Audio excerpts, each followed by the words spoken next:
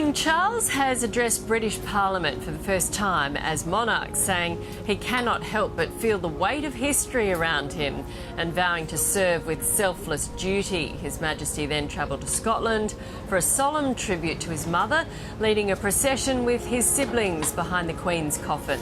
Now, the Queen's coffin is now at St Giles Cathedral, where it will rest for 24 hours before Her Majesty makes the journey home to London, and thousands of Scots passing by and paying their respects to the coffin. These are live pictures from Edinburgh.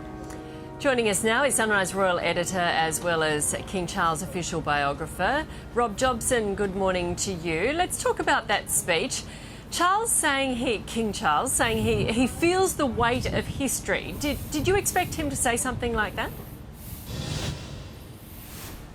I didn't actually. I mean, I thought it was a really good speech, and I thought that particular expression just summed up how he is feeling. This is a truly historic moment, you know, a moment many of us never really contemplated, although, of course, the Queen planned all this that we're seeing before us.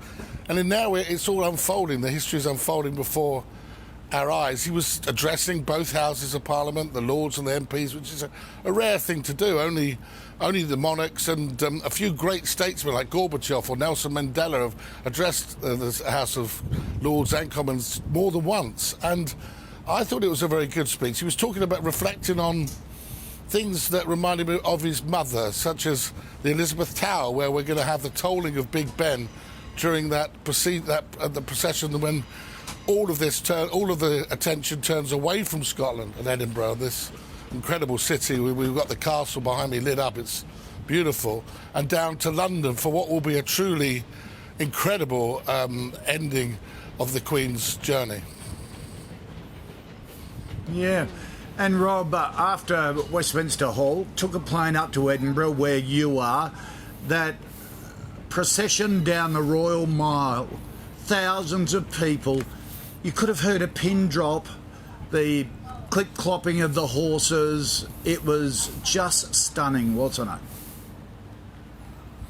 Well, that's what struck me really, Koshy, that, you know, I've been, like you, to many sports grounds where they do the minute silence, and there's always a few that can't keep silent, and lack of respect. There was total respect for Her Majesty and the whole of that journey. I thought it was something truly magnificent. They were 15, 20 deep, you know, in the crowds along that route, and frankly, it was deeply moving, because there were little children there were youngsters there too, teenagers, as well as older people that have lived throughout this reign. And the level of respect for this incredible woman, of course, whose mother was Scottish, whose grandfather on her mother's side was Scottish, was very powerful. It was powerful to be here, actually, and witness it.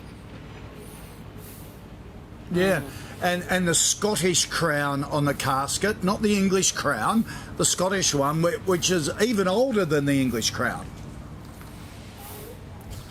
It's that history again, Kotzi. Yeah, because Oliver Cromwell, when they came after the Civil War and chopped the King's head off, had a republic for 10 years or so, but they melted all the old crown down and everything in England to make some money out of it. So, but then they had to remake them when they put the King back on the throne.